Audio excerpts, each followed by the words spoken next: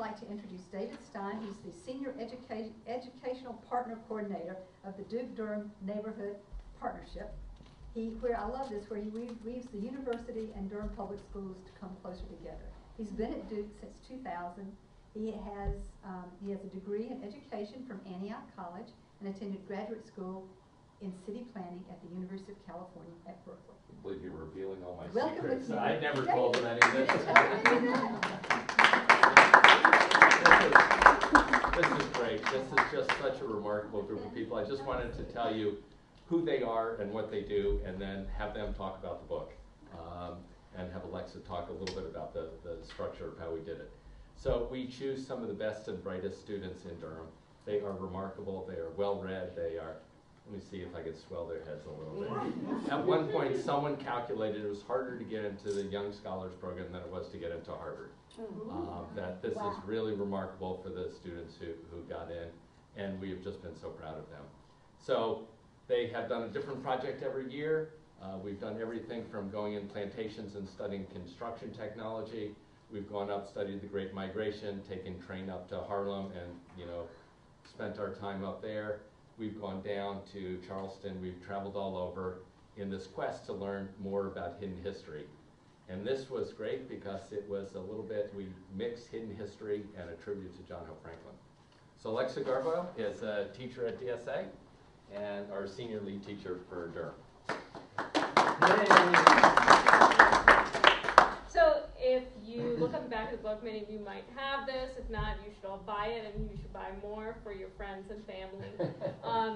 These are all of the scholars in the program who helped write this book. And it is a young adult book. It's a novel, and it's interspersed with some comics, which Izzy's going to tell you a little bit more about.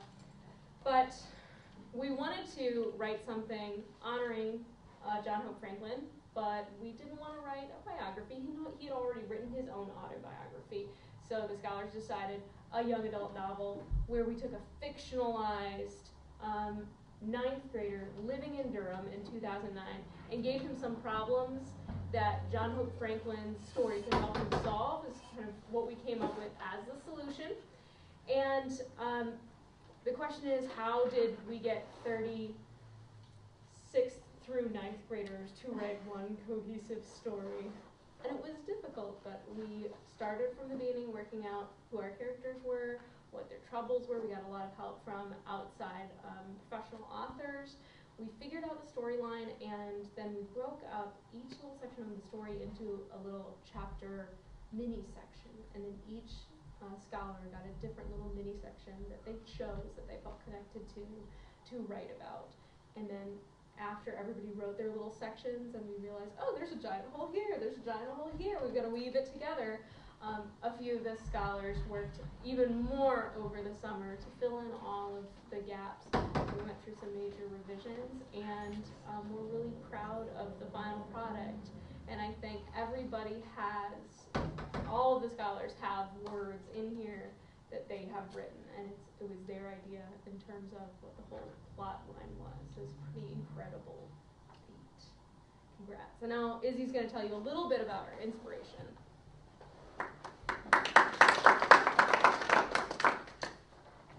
Okay, so when we first decided to write this, we couldn't really figure out how to include John Hope Franklin's life and this other kid's. So one of my favorite books is Wonderstruck, which is written by Brian Selznick. And there's 2 stories. There's one that's just in print that takes place 50 years before the one that takes place just in pictures. And by the end of the story, the 2 stories have converged and everybody's met each other. So I thought that we could do something like that with Running for Hope. So 3 people, 2 of which are art teachers in DPS. They illustrated pieces of John Hope Franklin's autobiography, Near to America. So that's interspersed throughout the book, and it always, each section parallels whatever Kendrick is going through in his life at that time. Now we're going to hear a little bit of the book itself. So if you want to go up and introduce yourself. Kendrick, I mean Jordan.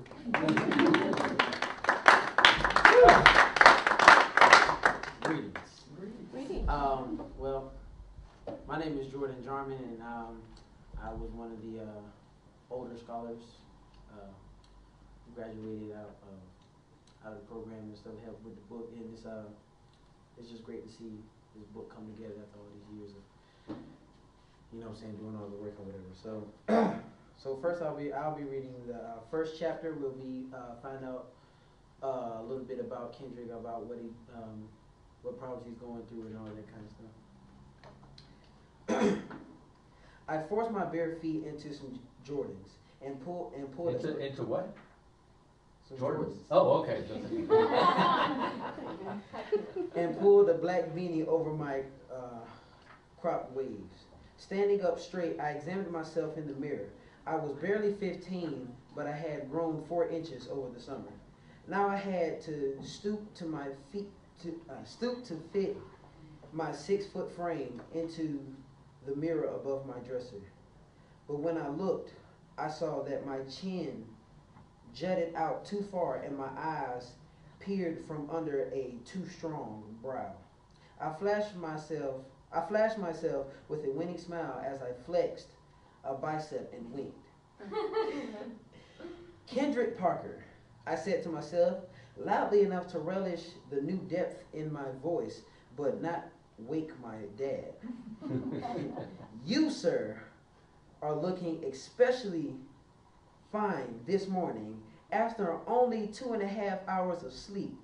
You are surely the most handsome and intelligent, and I couldn't help laughing at how ridiculous I look. Full of crap, boy. I unlatched my bedroom window and hauled it open. It screeched a little, but I stopped, listening for an early morning movement below. The silent morning breeze rummaged around my messy room, flipping humid fingers through the pages of a book I left open on my bed. After wedging myself through the window, I stepped gingerly onto the roof. Still damp with dew. I've been climbing onto my bedroom window for years, but now it's a lot more difficult than when I was 9. I squinted in the direction of Leah's house and could just barely see the second-story bedroom light on. I contemplated texting her, then dropped the thought. She'd probably fallen asleep reading again. Leah had been my best friend since the 4th grade when she moved to Durham for her mom's job at Duke. She had grown up on the knee of a grad student, so her mother's dissertation on Richard Wright was the closest thing she could remember to a bedtime story. I'd say not many other young children were wrapped in literature around racial themes, partially documenting the suffering of African Americans after the Civil War. That's part of what made her special. But this morning, her house seemed strangely far. So instead, I looked up to watch the wisp of the clouds move over the even more distant moon. I sat for a moment on the windowsill, listening and thinking about being alone. I was up now because I couldn't do anything else besides lie awake in bed imagining worst case scenarios. Last night was the worst it had been between them. I was in my room, half attempting to do math, half listening to my parents, and half being annoyed at my hair. Yeah, I know you can't. Oh, I'm sorry. Yeah, I know you can't have 3 halves. But that's basically how well I was able to do my work at that point. My parents had been talking most of the evening, which explains the 2.5 hours of sleep. It would start as a normal conversation about who would take the cat or whether the books she gave him for her birthday were his or hers, he didn't actually want them, then the sound would grow from beneath the floorboards like a monster under my bed, and I'd have to turn up my music louder just to pretend I wasn't listening, because for some reason this was the worst thing that had ever happened to me. And then it'd be quiet, and then I wonder what they were doing, staring laser beams at each other, and then I start my own conversation. Who would I live with? Would my mom still like me when I was at my dad's? What if I became a pawn between them? Well, it was quiet now, but because mom had decided to tiptoe right out of the house and drive off to my aunt Charlene's over in Woodcroft, a neighborhood about 20 minutes from where I grew up in Trinity Park. She had woken me around 3 to tell me she was leaving for the night, that it was best for her, and that Dad would take me to school. I pretended to be asleep when she came in, and I pretended not to cry when she left. Now I felt the morning air on my skin. The humidity clung to me, but it wouldn't for long. Fall was coming in more ways than one. I took another look at the moon. I've got to get out of here too, I said, and stood up on the slate roof. But I wasn't running away, not like Mom did last night. I was just running because that's one thing I knew how to do well. Yes, I wanted to run so fast that I'd leave my own body in the dust. My blood, half mom, half dad, was now a mixture at war, and it would never keep up. I thought maybe if I ran faster than light, faster than heredity, faster than the year it takes between separation and divorce, maybe I could find the future without having to live through the present. I could be the invisible man, a colorless specter, but I'd never get away from myself. In fact, when you're running, you are only constant. Your thoughts are your rhythm. Everything else speeds by, but you remain the same. So Coach Douglas Zen teaching had started to take root after all. I carefully descended from the second-story roof to the pergola before jumping down to land on the pink gravel that crunched like ice under my feet. After about a week of sneaking out to avoid my parents' fights, I had learned to do it quietly. My feet kicked up the little pebbles as my legs took me away. Are you guys impressed? Does this sound like middle school writing? Also, Olivia's going to read a little bit from John Hope Franklin's actual material that we included in here. I'm Olivia, and I'm from the original bunch of scholars, and I'm going to read a little bit leading up into the comic section about John Franklin's life, and then the actual comic. I don't think I ever told my dad, but I was proud of him for what he had accomplished professionally. As the vice president for operations, he raided a corner office with dark wood paneling everywhere, built-in bookshelves, and his own round conference table for small group meetings. There was even a picture of him, my mom, and some other company leaders with Barack Obama when he was first running for the presidency. It was natural for Obama to visit there. NC Mutual was one of the first major African American businesses that had been at the heart of Black Wall Street in Durham.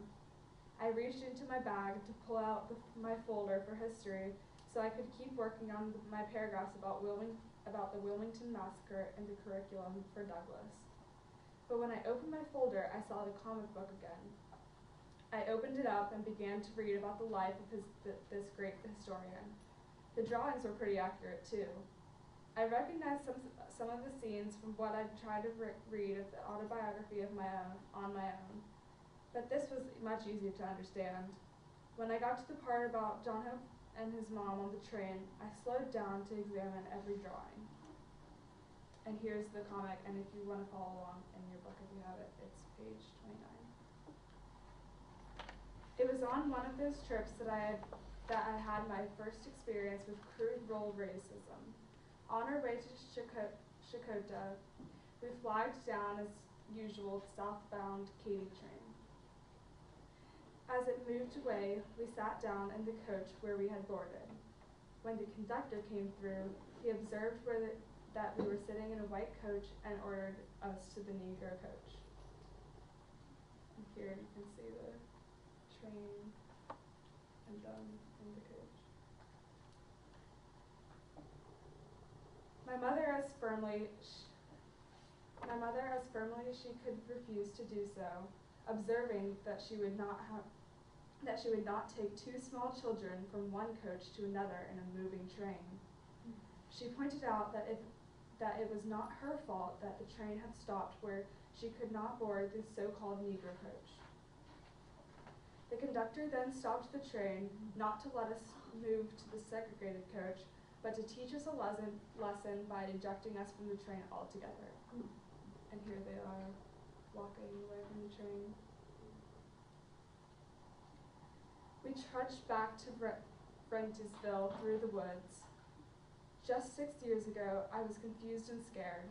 The uselessness of my mother's reasonable refusal to endanger her children, the arbitrary injustice of the conductor's behavior, the clear pointlessness of any objection on our part, and the acquiescence, if not approval, of the other passengers to our removal brought home to me at that young age that the racial divide separating me from the white America. As I cried, my mother promptly reminded me that while the law required us to be separated from whites and usually placed in inferior accommodations, there was not a white person on the train or anywhere else any better than I was. She admonished me not to waste my energy by fretting, but to save it in order to prove that I was as good as any of them.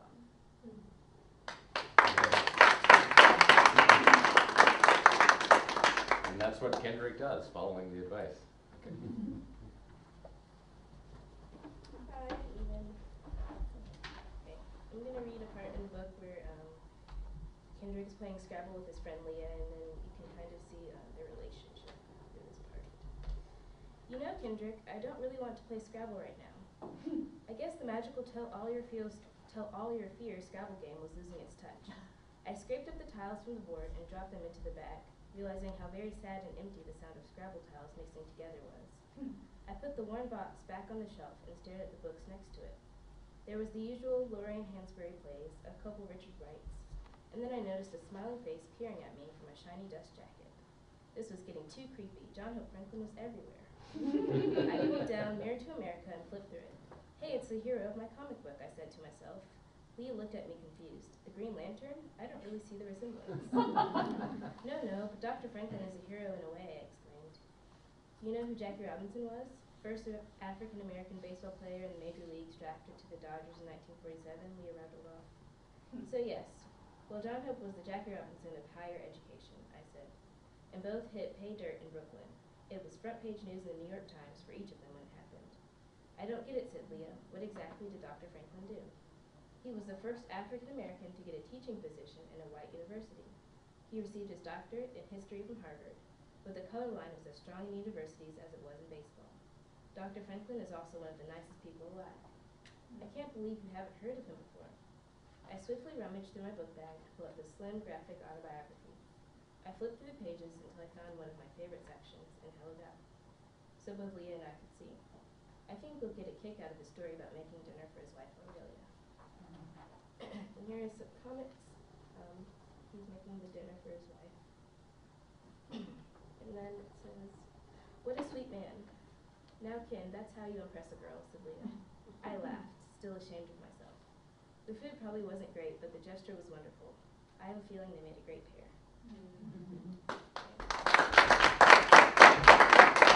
And One of the young scholars lived in a co-housing community and was used to cooking for large groups of people. So she organized, when we had our writing retreat, she organized everyone to make that meal that John Hope Franklin had made for his daughter, for his wife, and we made it for everyone. It was really good.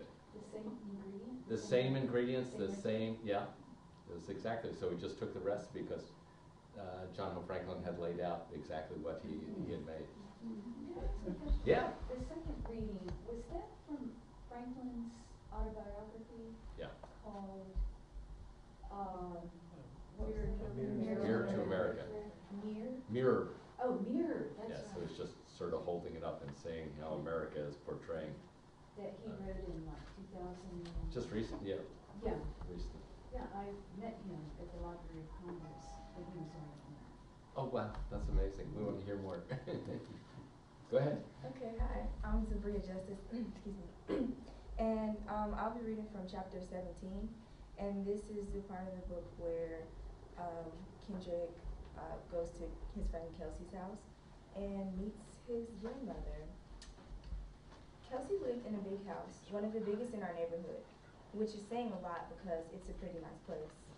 I tapped the golden knocker against the door as I fiddled with the pink bow tie I had taken so long to pick out. Is it too casual? Should I have picked out something more appropriate, I thought. I had picked out this one because I knew that pink was Kelsey's favorite color. Am I being sweetly attentive or stalkerish? As these thoughts bounced around in my head, this dinner started to seem like the worst idea since the Shelbys told Tom in Uncle Tom's Cabin. I started to rotate the heels of my cold Hans when the door swung open. Hey, Kelsey said, seeming out of breath, her face bright red. Wow, she even looks gorgeous when frazzled, I thought. Sorry it took me so long. I was tidying up a little. No, it's fine. I completely understand. Well, come in. She gave me a wide smile while she held the mahogany door with inlaid glass patterns. As I stepped inside, I craned my neck in awe at how incredibly high the ceilings were. When I looked back down, a short, fat man in a white suit, was standing in front of me. He cleared his throat. And who might this be? Dad, I told you I was going to be having a guest over. She responded with that angel voice of hers. Her dad pulled her into a nearby room. I could hear him angrily whispering about how he was expecting a nice, handsome, intelligent boy like Oliver, and not someone like me. Kelsey came back and sat down on the couch, motioning me to sit beside her, just like nothing had happened in the 10 seconds before that. To make things more interesting and less awkward, I attempted some small talk. So, what are we having for dinner? I asked. Oh, I don't actually know. Are you hungry? She asked nervously. Before I could answer, she speed walked into the kitchen. I sat down uncomfortably on the L-shaped leather couch next to the kitchen doorway. I could hear what sounded like Kelsey's grandmother fussing about how I needed to be patient. Kelsey came back with a ceramic platter of cheese and crackers. Sorry it took me so long, she said as she pushed the platter into my hands. But I started to say, but realized Kelsey was looking very flustered. Sometimes my family just drives me nuts, said Kelsey. Ugh, it's showtime, she whispered as her apparently blind grandmother was steered into the living room by Kelsey's dad and settled into a chair. Greetings, young man, said the courtly voice. Greetings to you, young lady, I responded in kind. How nice of you to say that, said the grandmother. I don't know if my charming granddaughter told you, but my main interest these days is politics. Did she warn you? No, Kelsey must have forgotten, I said. I worried where this was headed, but I didn't want to be rude about it, so I entertained this conversation. Surely, this would be something about the Purple Hat Society or maybe Medicare if I was lucky. Please forgive the old woman's bluntness if I ask you something, continued the grandmother. Did you vote in the last election? No, ma'am, I said. I wasn't old enough. I will definitely vote next year, in the next presidential election, though. I was mighty disappointed myself, said Kelsey's grandmother. I think John McCain really deserved to win. He was so much more experienced than that Negro boy. Kelsey winced and looked apologetically at me. I decided to let my gaping mouth hang open for just a moment before raising my right hand to my chin to close it. Kelsey's father then whispered something into his mother's ear, surely about me. I sat in shame as Kelsey's grandmother proclaimed her disappointment in Kelsey for bringing home a Negro. The way she said this was as if I was some type of wild animal she didn't want around her granddaughter or her. While Kelsey and her grandmother argued with each other, I began to disengage from the conversation and fortify myself by recalling Du Bois' idea of double consciousness. I went over Du Bois in my head, which I had memorized after my dad had shared the idea with me. It is a peculiar sensation, this double consciousness, this sense of always looking at oneself through the eyes of others, of measuring one's soul by the tape of a world that looks on in amused contempt and pity. One ever feels his two-ness, an American, a Negro, two souls, two thoughts, two unreconciled strivings, two warring ideals in the dark body, whose dog strength alone keeps it from being torn asunder. I thought of what Kelsey's grandmother said, referring to me racially instead of who I was. While all of these thoughts rumbled in my head, I remembered the day my dad got pulled over and searched by the police. I was transfixed in my thoughts until a strange vibration in my pocket brought me back. I looked to make sure Kelsey nor her grandmother was paying attention. I gently slid my phone out of my pocket and saw it was Leah. I didn't want to make a bad impression, so I ignored it. I looked up. Kelsey cut her eyes at me very strangely and said, "Hey Kendrick, are you okay?" I replied by nervously clearing my throat. Yes, I'm fine." Kelsey's parents looked at each other very oddly, then looked at me. I started to look around, acting like I didn't see them staring at me. As I took a visual tour of the living room, I began to notice their belongings in more detail. There was a marble light blue table with a strip of gold surrounding it. The chairs had nice fancy designs on the back of it. I had never seen anything like it. I stared, feeling out of place. "Excuse me," I said to Kelsey, "can you point to the bathroom?" This is one of the examples where the Young Scholars came up with parallels for John Hope Franklin's life, because there's another scene in there from the autobiography Mirror to America where, you guys remember what he did with the blind woman? Oh, he tried to help her across the street. Yeah, so there was a blind woman in Oklahoma who, he just said he was a Boy Scout and he was going to help her across the street. And so he's helping her across the street and they're making conversation, and she realizes through the conversation that he's black. And she threw his arm away. And so he's left with her and trying to decide what to do in the middle of the street. And so they mirrored that in with the story with Kendrick, so it's good. And then Izzy's going to read from a paragraph where trying to, again, meld the two stories together. And I thought it was brilliant how Izzy did this. Okay, so this is from later on in the book when Kendrick tries and does some activism that gets him landed in jail. I leaned against the wall and felt the peeling paint loosen into my hair and fall down my collar. I shook my shoulders in annoyance, but could do little else to rid myself of discomfort. Paint chips were at the bottom of my list of important things to me. I spread my legs out across the floor, seeing how very far they would reach before I began sliding up the bench. Not very far, it turned out. I sat up straight to stop myself from crashing onto the floor. I shifted and turned, trying to achieve the impossible of finding a comfortable way to sit on a bench in a peeling cell, forgotten in a jail, 156 miles away from home. With a jolt, I realized I was sitting in Mr. Douglas's classroom. Well, it looked like his classroom at first glance, but the posters on the wall were different. I realized they were all of people I knew. Leah Farrington, first African-American woman president, read one, with a photograph of what looked like Leah in 20 or 30 years. I moved on to the next one. Robin Douglas, first teacher to ever. The door creaked behind me. I spun around. An elderly African-American man was closing the door behind him. When he turned around, I saw that he was wearing a suit and tie with large wire-framed glasses halfway down the bridge of his nose. "Hello, Mr. Parker," the man said. His voice held years of knowledge, but despite our age difference, I knew he could talk to me as a peer. I was not surprised he knew my name. "Hi, sir," I answered, and then, because I could not help myself, "I'm sorry, but are you John Hope Franklin?" "Please call me John Hope," he said. My middle name's the same as yours." I felt a wave of embarrassment flood my cheeks. How did I let that slip out? I looked up carefully to see that he was not offended. To my surprise, he was smiling. "Ah, yes, I believe your parents named you after me, and I, in turn, was named after my father's mentor in college, a Mr. John Hope." He then went on to reminisce about his father and his education. "But Mr. Parker," he said, coming to a stop, "I'm not here to tell you about my life. I'm here to talk about yours. I heard you decided to speed up our country's acquisition of historical knowledge today. I have to say, I'm proud of what you did, although I don't think I've ever had the idea of using spray paint. You see, Mr. Parker, my spray paint in life has been my words. Whether spoken or in written form, I made sure my point was clear and strong and understood by all. I think that you, young man, have that same power. You can put pen to paper and show the world what you need them to see."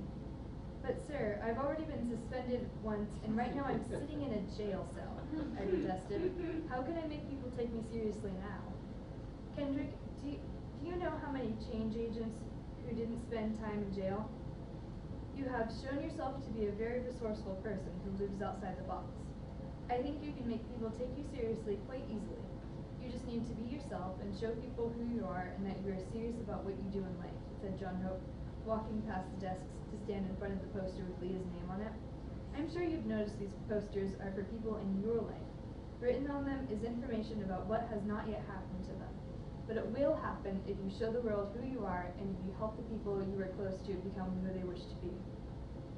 "How can you be so sure this will happen if I'm not even sure who I am?" I once again protested. "Oh, Kendrick, I'm sure you can figure that out pretty easily," said John Hope. He turned away from me and walked to the computer next to the whiteboard. He typed something into it. In a flash of light, the projector turned on and displayed on the whiteboard a photograph of everyone important to me in my life. There, in the front row, were my parents with their arms around each other and Leah right next to them. "These people depend on you to make the right choices," said John Hope. "I think if you keep that in mind, along with the thought that they, too, are trying to be themselves, then you'll be able to do what you want in life." The sound of a rattling lock cut through the pristine air in the classroom. "Did you hear that?" I asked, startled. "No, I didn't, which means it's most likely happening on your end of things," said John Hope. "You should be waking up any moment now." Indeed, I felt the ground underneath me begin to dissolve, and I could no longer see details in the room. "John Hope, before you go, I just heard you died. I'm really sorry," I said. "Don't be," said John Hope. "Death is not a bad thing. Simply think of it as if my can of spray paint has run out." "Goodbye, Mr. Parker." "Good," I started to say, but as it reached by, my eyes opened and a guard was at my cell door. "Bye," I whispered.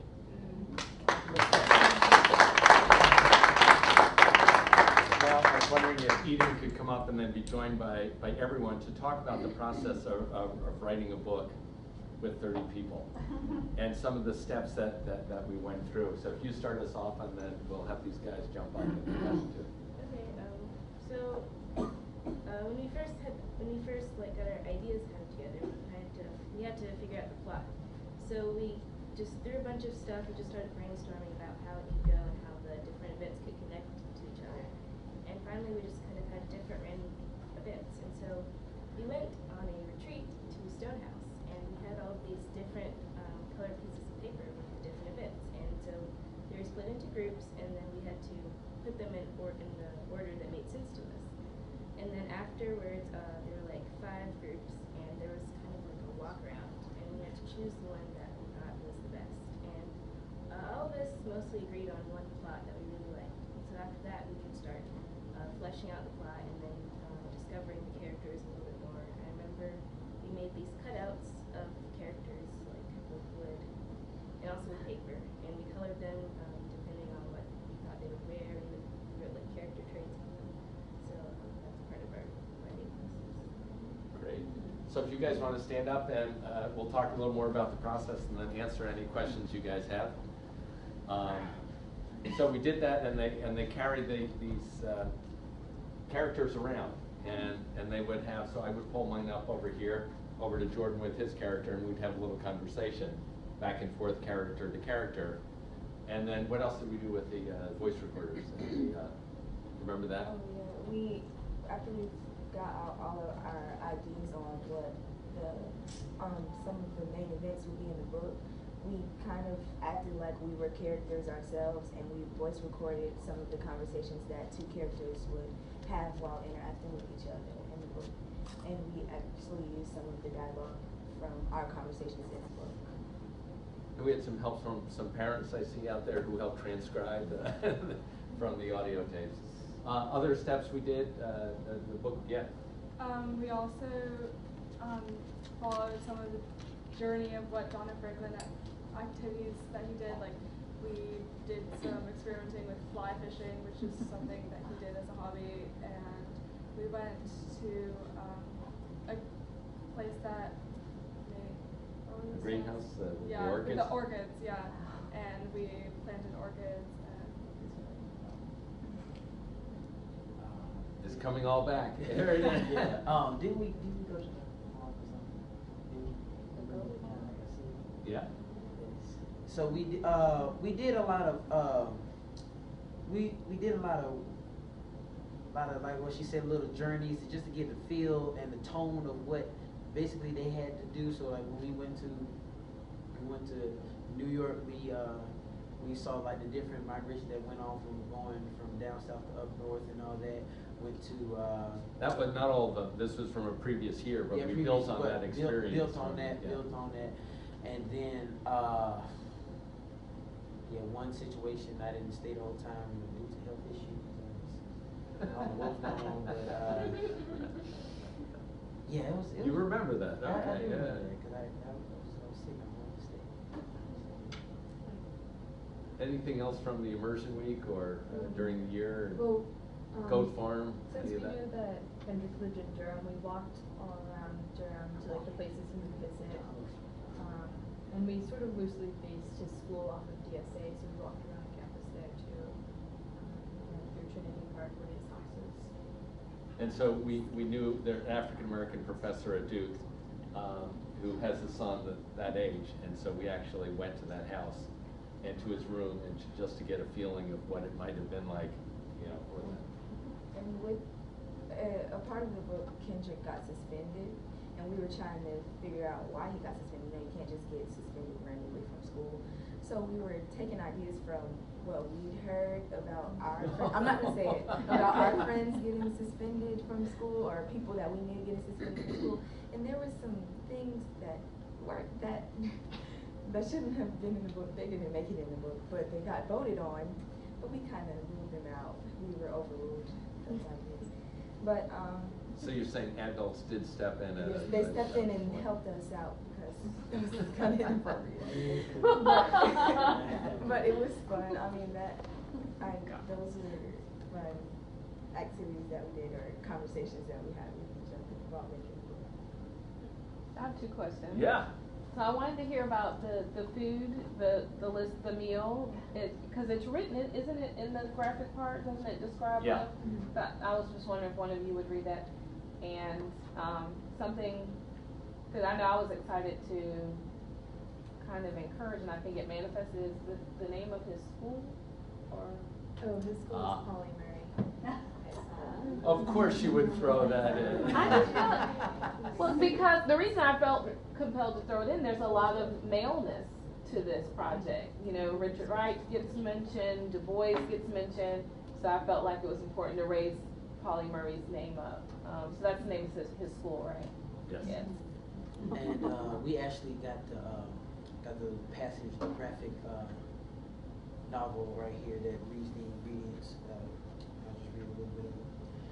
Only Have one. you guys all had dinner yet? I mean, I don't No. want to talk about your appetite. Sorry, the menu was relatively simple. The menu, okay. The menu was relatively simple. A small beef roast, which I've never prepared before. Spinach souffle. Souffle, A spinach souffle, which I've never prepared before. A dessert would be a fresh fruit Compote? Compote? Compote. compote, which I also never prepared before. Macaroni and cheese, which I've never prepared before. The wisest thing that I did on that Monday morning was to rise early. By that time I was to meet Aurelia at the railroad station. The meal was taking the meal was taking shape. Upon our return to the apartment, I had only to arrange the flowers on the small table and light the candles. A five-star restaurant, Maitre d'. Maitre d', it's French. We hit you with all the French, you know, maitre d'. I barely passed French, but so the Maitre d' could not have been as proud as I was of the production, partially given Aurelia's compliments to the chef. Yeah, we cooked all this. We had an experiment. And we ate it. It was Which we really had never good. made before. Well, the book evolved a lot. Yes. I mean, we started with some ways, and then it just changed as we went. Can you talk about some of the ways that it? We did a divide and conquer type things, to where like have a little group here would do chapters 1 through like 3, something like that, and they'll get the theme, and then we'll have somebody else do like these couple chapters, and then we'll pick on a theme. Well, first we picked on the theme, so we had multiple themes. So we had one theme, but then it kind of we didn't see it. So then we went with the Run for Hope thing, which is where like we have somebody who has the problems, who have similar problems as John Hope, and kind of merge it together. But how else did it change? Do you remember? We changed the qualities of our main character a lot. A lot of his characteristics were not he wasn't a very likable character when we first made him. He's just the main character. He's just the main character. You gotta like him. I mean, you didn't want to be like, oh, this character, like so many bad things are happening to him, and that was our issue. There was a lot of bad things happening to him. We were like, we gotta have some positives in his life, so we added a lot of positive things in his life. And yeah. When was it actually finished? When was the book actually finished? Or repeat the question. Yeah, when was the book finished was the question. And well, we started writing in not this last summer, the summer before that. And basically for 18 months we worked on it.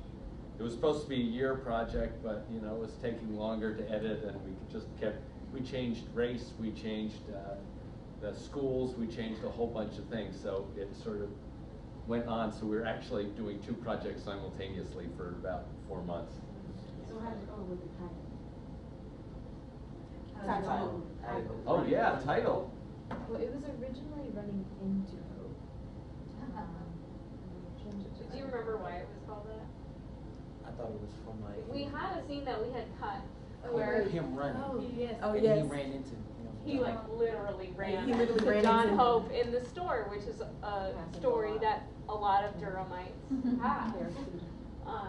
And then I think Sharon Yule Foster, who is a great author who read our book and gave us some feedback, she missaid the title. She said, "I love your title, Running for Hope. It's such a good title." And we were like, "Yes." I'll take that. Title. Take that.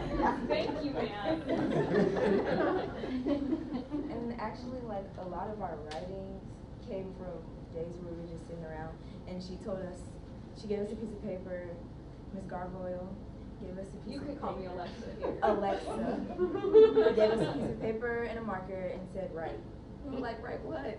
And I was having a struggle with that. We wrote on the poster, and then we wrote, like, she gave us a topic to write about, and we had to write a scene. And that's where a lot of our good scenes in our book came from. And she was just like, don't stop writing. I'm like, what do you mean don't stop writing? I can't think of anything. How am I going to keep writing? And she's like, keep writing. And it actually helps. It helps me now. Hey. I just wanted to add that our main goal for Kendrick was to have him, again, likable, but then relate to most of the teens in this day and age. You know, so have like all the problems with the girls, trying to impress the girls, having problems, you know what I'm saying, with it at homes and stuff. So just make him very relatable. Say like, hey, I kind of relate to this. I kind of like this story. They feel connected. I remember when you're trying to make Kendrick relatable. Before, since a lot of different people were writing different scenes, but Kendrick was like in all of them, he was portrayed very differently in each one. I know in some scenes he would just like start crying randomly. We need to fix kids that cry. It's very soft. That was kind of because Yeah. he was like, he's too weak. Yeah. He was a high baby, so we had to change it. We had him crying. He was We had him crying. inconsistent, the character. So First we he had was crying, then he wanted to stand up all over. You can't cry now. That's one of the problems with having multiple different authors. Yeah. Page. That's one thing we did kind of have a problem with, because somebody wrote something and Kendrick was this big tough guy and all this other stuff. Then in one chapter he's just this skinny wimpy kid. we couldn't, so we had to go all the way back and just focus on Kendrick first and then branch out. Yeah. I think John Hope Franklin is up there just smiling down on all of them. Oh, that's nice. And I don't know how many people in this group, I'm sure some of you knew him. And, luckily, I got to meet him twice and had breakfast with him during what was, I guess, my crowning achievement as a teacher, going to the Library of Congress for a week. Yeah, nice. And it's been fantastic. Back in 2001, they had these fellowships for teachers and librarians all over the country. And I and my partner, I was a school librarian, she was an English teacher, and we were from this little hole in the wall of a town in eastern North Carolina. And only 2 teachers from North Carolina. And so during one of our seminars, I heard some voices in the back of the room talking about John Hope, and my ear perked, and I'm going, "You don't mean John Hope Franklin, do you?" And they had breakfast with him, and I went, "No, I'm from North Carolina. I've got it." So they told me to just show up, and so the next morning he was staying in the same hotel I was staying in, right across from the Library of Congress. And was it accurate? I mean, that thing from the passage about him treating you as an equal and just relating to you and not, Oh, that was really reminded me of Franklin, because when I walked into this big dining area at the Capitol Suites Hotel, I highly recommend it. My heart was beating fast because I was going to meet one of, just a really great American who I admired a lot. I knew about him because our school library had, like 20 books of, was it the one about slavery? Yeah. And so when I came into the room, he stood up. And he had saved me a seat. A gentleman, truly a He gentleman. looked wonderful, very dapper dresser, probably in a khaki suit or something, so distinguished. And I'll never forget it. We sat there over breakfast, and he talked about his wife, who was in a nursing home at the time, and his orchids. I didn't know this part of him. He talked about how much he loved his orchids, and he was so interested in me. Yeah, but he was such a remarkable person, and I hope it comes across in the book, because this is a tribute to him. Yeah, I mean, he has inspired. We're in our 6th year now of the program, and he has inspired all of the young scholars, and just in his legacy. Yeah, he No, was- you didn't like John Hope. Oh, I'm sorry. Yeah. Okay. She's going on with your question. Yes, the question. We have more questions. I know that I'm one of the parents of one of the original members, but I know they got a chance to meet John Hope Franklin's son. Mm-hmm. What was his reaction to the book? He hated it. I mean, I'm sure you guys say No, he loved it. He just absolutely loved it. I tell you, we were really nervous. I mean, we were following the idea that you'd have the split, the hybrid book, and part of it would be graphic novel. And I called him up and I said, I just want to let you know what we're planning, because I've heard he has really strong opinions about stuff. And I said, so we're planning to do this, and his part would be, you know, autobiography in graphic format. And he goes, great idea. You know, Congressman John Lewis just came out with that graphic autobiography, and it's just like perfect. And of course, Durham and the county library has just, you know, made a whole big thing out of it. And he says, fantastic idea. So, I mean, he loved the book. He loved the graphic novel, you know, portions of it, and he has just been telling everyone about it, and he is just so proud. So that's great. We had another, yeah. I remember when we were on our way to New York on one of our previous trips, before our focus was John Hope Franklin, it was, we had another focus before, it was the Great Migration, I think. Exactly. And we stopped in Washington, D.C., and went to the Smithsonian, and we met John Hope Franklin's son. And that was way before we knew we were going to be writing a book about John Hope Franklin. So that was just really cool. So we already knew who he was when we showed him the book.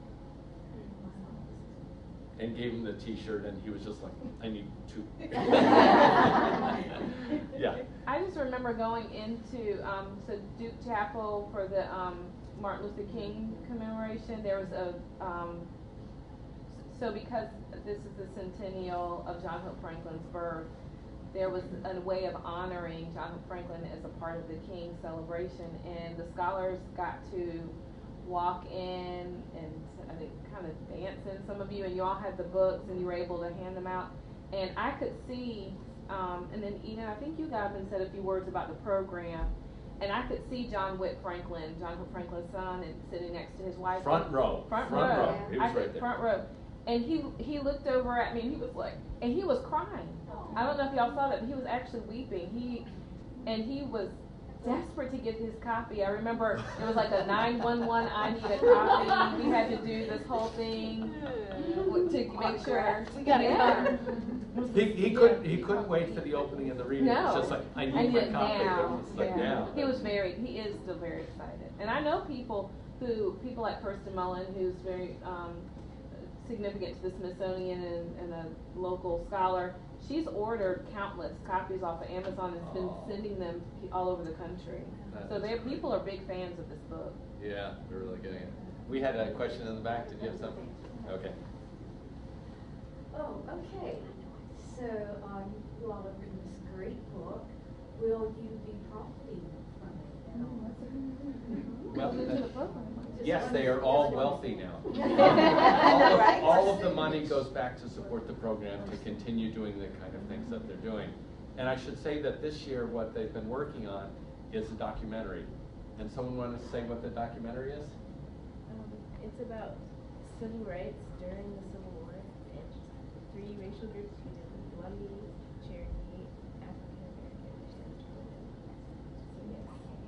Oh, okay.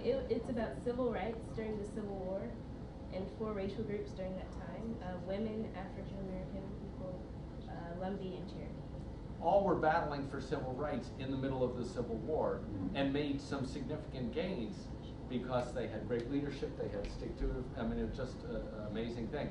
So it'll be finished this week, and so you'll be hearing about this, and we're looking at, maybe it's May 30th. It's going to be a full-frame theater, and it's going to be showing, so you're all invited to come for that documentary screening. They did a remarkable, they've traveled all over, they did footage, they interviewed people. Can you put us back in? They graduated. We want to come back. We're doing a play next year, you know. It's 4 o'clock on the 30th, is that right? That's tentatively, yeah. I'm waiting for confirmation from her, but.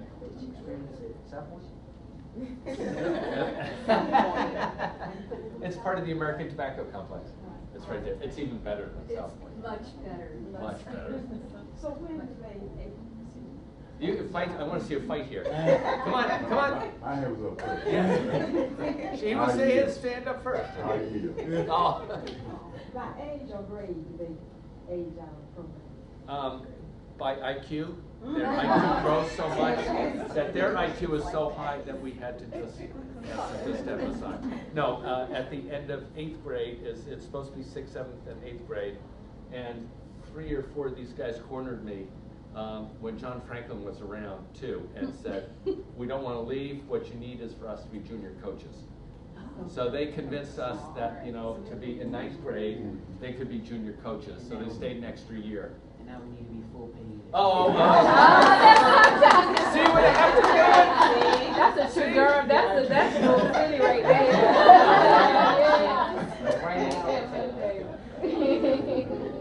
But those book sales really take off. We'll have the fun that we can do that. They're tough. I'm sorry, I was a little bit late and Yeah. I missed the introduction. What school are you from? They are from lots of different schools. Go say what schools you guys are from now. Riverside High School. Brockton Middle School. I started in Shepherd, but now I'm at Hillside High School. I started at Carrington Middle School and now I'm at City Medicine High School Academy. I'm at DSA. So you're all still in school, you haven't graduated? Yeah. We're the oldest ones. Yeah, we're the oldest. We're seniors? no, we're 10th graders. They're 10th grade. We're about to leave 10th grade. No, she's 10, I'm actually 30.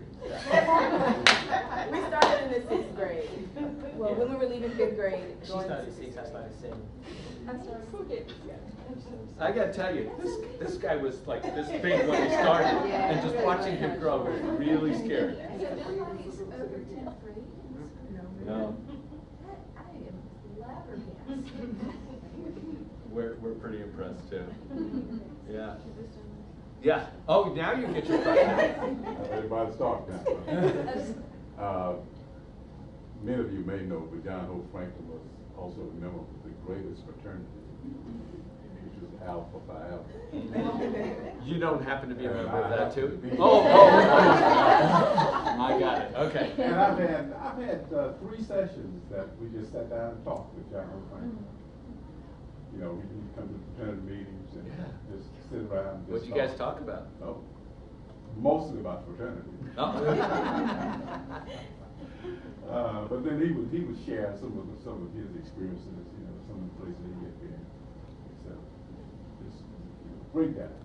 So I'm counting on you to post something for the fraternity and go, there's this great book that's a tribute to John Hope Franklin. Yeah, okay, there we go. And you can get it out to other teachers and librarians and stuff like that. I feel as if that should be next year's week. Oh, yeah.